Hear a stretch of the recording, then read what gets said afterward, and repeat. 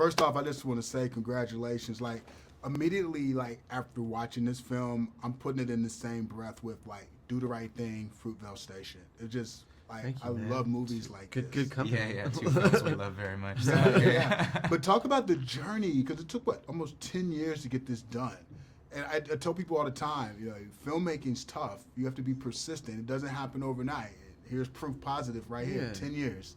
Yeah, man. I mean, we just, it's this film that script that kept, for all the great and horrible reasons, kept being relevant to the sort of the conversation of the world. And so we'd do a couple drafts and we'd almost get it in production, and for some reason it wouldn't happen, and you deal with that disappointment and you move on, and then it comes up again, and we did that 3 or 4, start and stop moments until we sort of came back around again last year.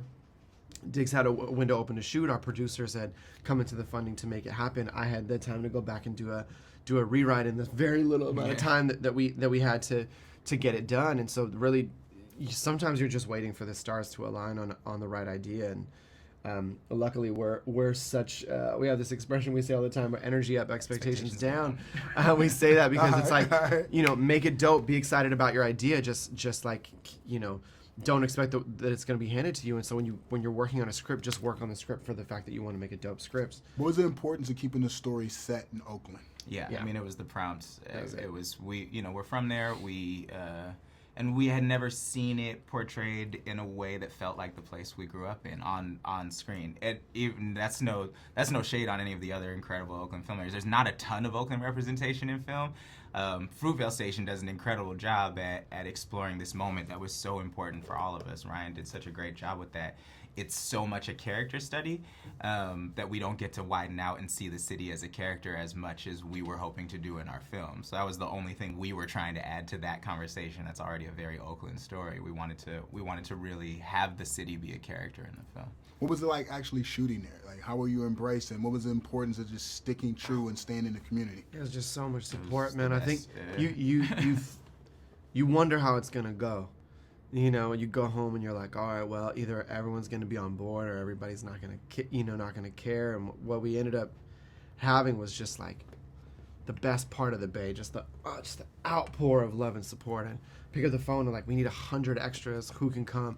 And everyone shows up, and people sticking it out for 8-9 hour shoots. They're not even getting paid as extras. They're just there to support them on some homie community shit. And same with music, calling people, hey, can we?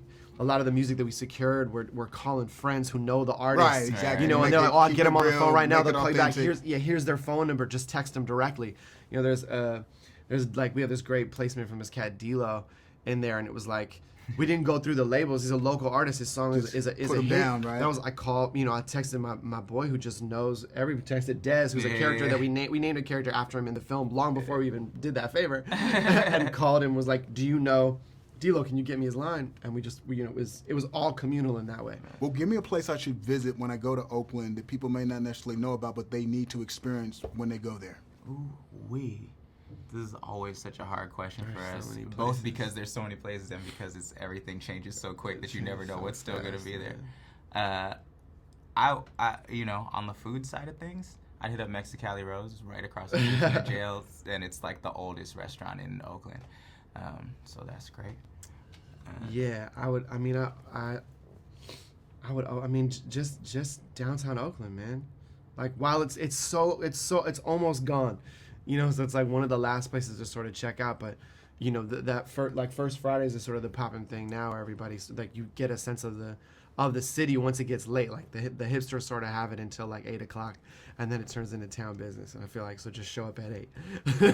East Oakland Youth Development Center out in the east. Like there's oh man, so many spots. Well, cool. We'll continue this later, man. It's cool. Congratulations. Appreciate